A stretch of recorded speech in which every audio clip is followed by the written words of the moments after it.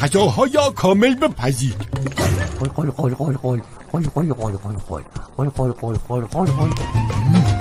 سلام خی، پختی؟ نه ولی یه خول دیگه بزنم شام میفتم. درست. من میام پختی خبر کن. خدا نگهدار. وقتی در خانه ماندید از ورزش غافل نشوید.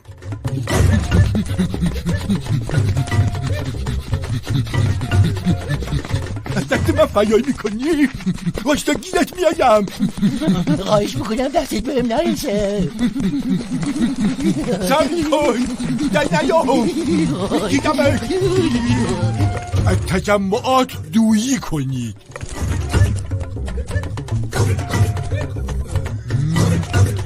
خب من انتخابمو کردم. شما عزیزم فقط بخاطر اینکه به اجتماعیتون نزدیک نشم خودت بی زحمت تشریف بیای جلو شکار شو. متشکرم. نمیخواش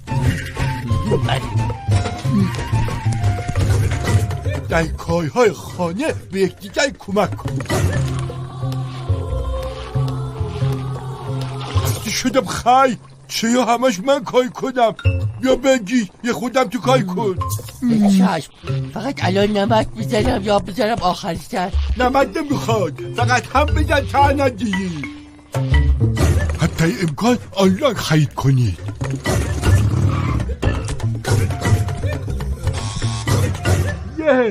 سفارش غذاتون هستم.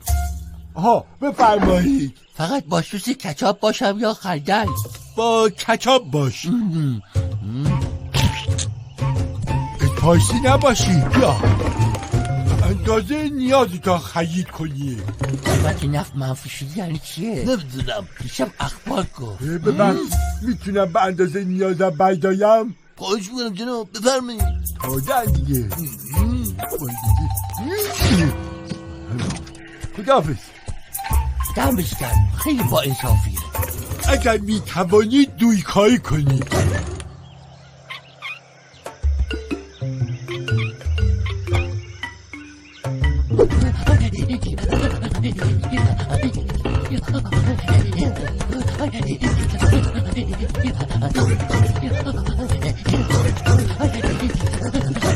در فرصت اجباری ماندن در خانه موسیقی گوش کنید.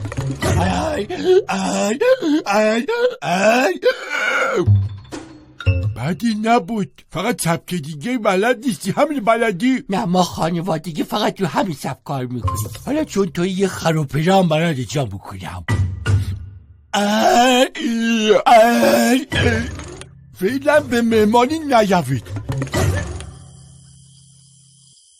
خب آقا جون اگر کاری ندارید من دیگه بیم.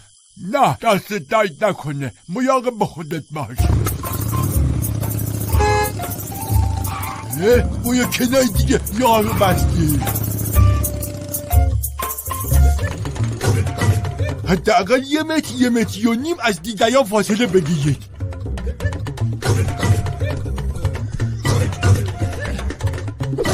چی کاری میکنی؟ میخوام مسواک بزنم. خب باشه ولی فاصله تو رعایت کن. خب باشه چشم. دستش دست کرده و اشیا یادت افودی کن. حاضری؟ آیه اول تو سرویس بزن. باشه پس بگی که اومد.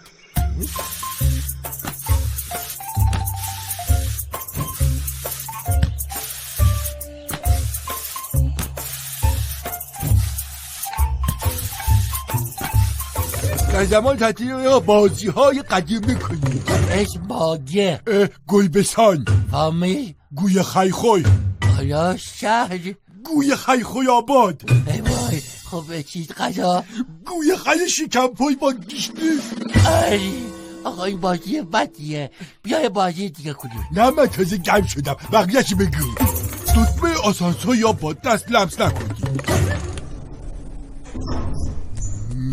اوی با دست لمس نکنم شاید آلوده باشه. حالا با کجام لمس کنم؟ فهمیدم.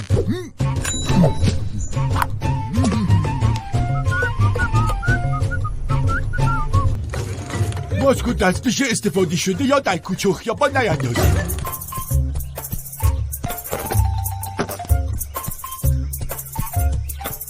آقای محترم رو میندازی رو زمین. خب کجا بندازم؟ اینها این شکل آشغال. یاست میگی دا باشه چشم.